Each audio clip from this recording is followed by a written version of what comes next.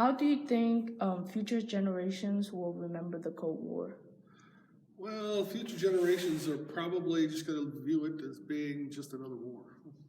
Just another two countries going at each other, battling for control or supremacy of in the world.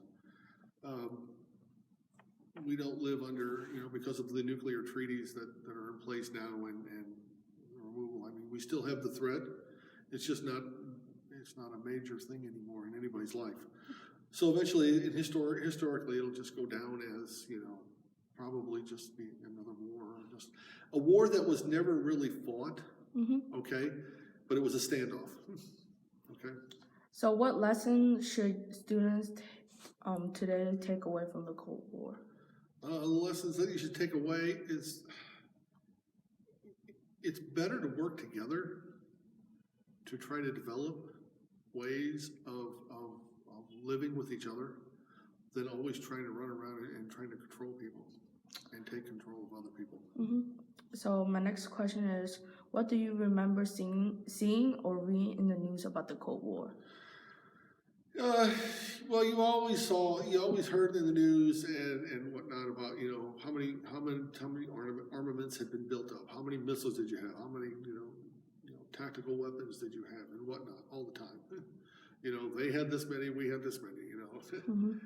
It was always about the number of warheads and the new development of how strong could we make the weapon, so that we needed fewer because they were stronger. Okay, and that's really what you saw all the time.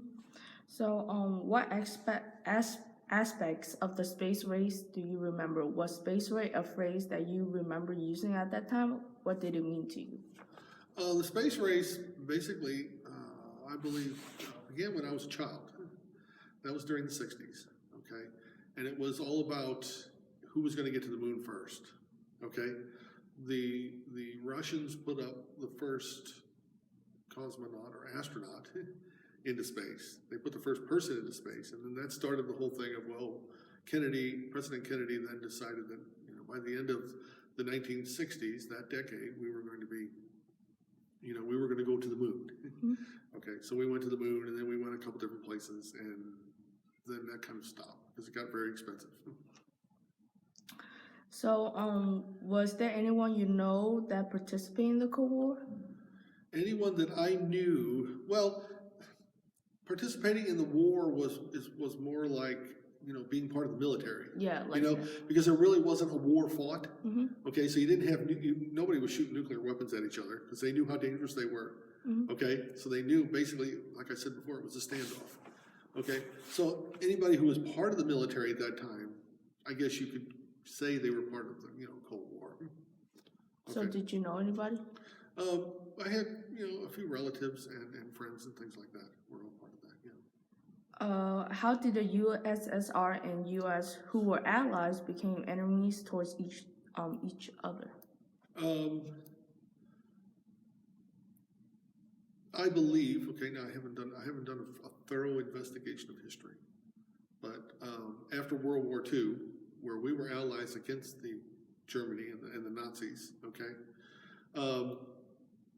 that Russia, the Soviet Union maintained control of the eastern half of Europe, and the United States and what became the NATO nations maintained the free and open western side, okay, with the major demarcation being the Berlin Wall in Germany, okay, which is historically that's what everybody thinks about when they think of Eastern and Western, okay. It's about control. I mean, it's about expansion, okay, and it's all about who has control of what and control of what resources, okay. So whenever you have two competing large entities who want resources, who are looking to expand, you're going to have conflicts. Do you know about the Cuban Missile Crisis? If so, explain. Yes, I was too young to actually live through it to remember it because I was less than 5 years old at that time. But the Cuban Missile Crisis was all about the Soviet Union expanding into Cuba, which is only less 90 miles away from the United States, okay, which would have given them a strategic position here in the Western Hemisphere against the United States, okay. And we, the United States stopped that. They blockaded and stopped that from happening. So what was the proxy war? Proxy wars, well, basically, I guess you could call proxy wars where